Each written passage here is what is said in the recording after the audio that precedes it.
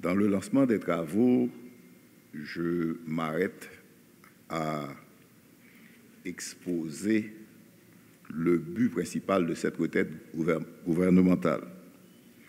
Et nous voulons ensemble exposer la vision du gouvernement, vision qui a été présentée dans la politique générale qui a été approuvée dans les deux chambres au niveau du Parlement, et en même temps exposer cette vision et en même temps établir un mécanisme de coordination et de suivi de la politique et de l'action gouvernementale, tout en sachant que la politique et l'action gouvernementale doivent en toutes circonstances être orientées au service de la population. Avant même de débuter les travaux, je veux faire un rappel des propos du président de la République lors de l'investiture du Premier ministre et du gouvernement le 28 mars 2016. Je cite le président de la République: « Vous n'aurez pas le luxe du temps de grâce. Dès aujourd'hui, vous devriez vous mettre au travail et trouver les réponses aux nombreux problèmes urgents et prioritaires qui vous interpellent dans un contexte de stricte austérité budgétaire. » Ces propos du président sont, entre autres, à la base de notre réunion d'aujourd'hui. Pas de temps de grâce, c'est un luxe habituel des gouvernements. Eh bien, nous n'avons pas droit à ce temps de grâce et nous sommes dans une situation d'austérité budgétaire. Et en tant que gouvernement, nous avons la lourde responsabilité de transformer la vision du chef de l'État à travers un accord, qui est l'accord du 5 février 2016. Et les engagements qui découlent de cet accord doivent être transformés en actions concrètes. Et je répète, toute action du gouvernement doit générer des impacts positifs et palpables pour la population. Donc ça, il faut toujours le retenir.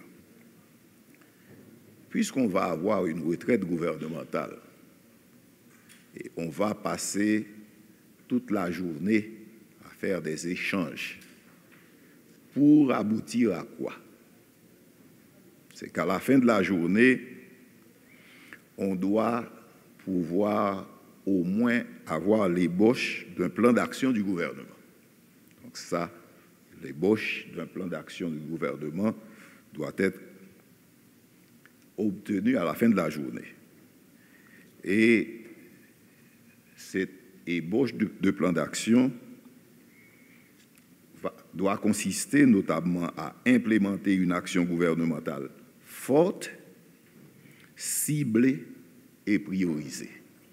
Donc l'action gouvernementale doit être forte, ciblée et priorisée. Donc nous ne sommes pas un gouvernement capable de nous lancer dans tout type d'activité sans faire la priorisation de nos interventions. Ce plan d'action du gouvernement doit aussi consister à informer de l'ampleur des responsabilités qui incombent à chaque ministre. C'est-à-dire, on doit être conscient à la fin de cette journée de l'ampleur des responsabilités qui incombent à chaque ministre.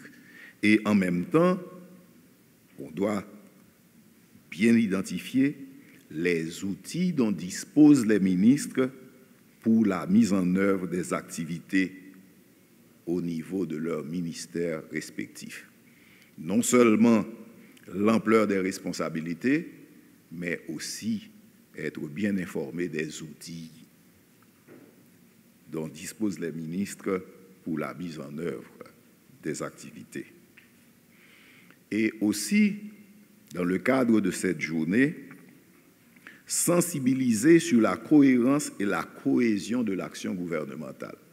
C'est extrêmement important que le gouvernement fonctionne sur une base cohérente et qu'il y ait une cohésion au sein de l'action gouvernementale. On ne devrait pas avoir un gouvernement de petits gouvernements au sein de notre gouvernement. C'est pourquoi la sensibilisation au niveau de la cohérence et de la cohésion de l'action gouvernementale est extrêmement importante et on va consacrer la journée à construire cette cohérence et cette cohésion. Construire, et on va continuer après la journée à construire cette cohérence. Donc tout cela pour renforcer la cohésion au sein du cabinet ministériel.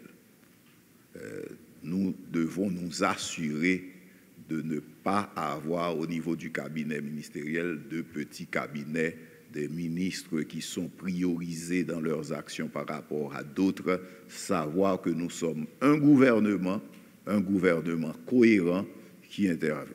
Donc, et nous devons faire tout ce qui est nécessaire pour garder cette cohésion.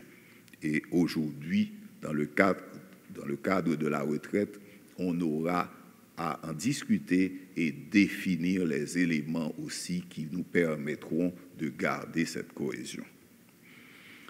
Et en lançant les travaux, je dois vous dire que je compte sur chacune et chacun de vous pour contribuer activement à la réussite de cette retraite. Donc une retraite qui doit être une retraite réussie pour nous tous. À travers des échanges francs, le président de la République a souligné que nous sommes j'ai voulu dire dans une vaste majorité, mais quand j'ai fait un coup d'œil autour de la table, nous sommes ce qu'on appelle en général des techniciens, mais aussi des politiques, parce que il ne s'agira plus d'être technicien à donner des techniciens à donner des orientations possibles. Nous sommes à un niveau où il faut décider. Donc nous sommes des techniciens, nous allons appliquer tout ce qui a rapport avec la technique pour obtenir de bons résultats, mais nous savons aussi que nous sommes des politiques, nous serons amenés à décider. Et pour avoir cette cohésion au sein de l'action gouvernementale, je compte sur vous pour qu'il y ait des échanges francs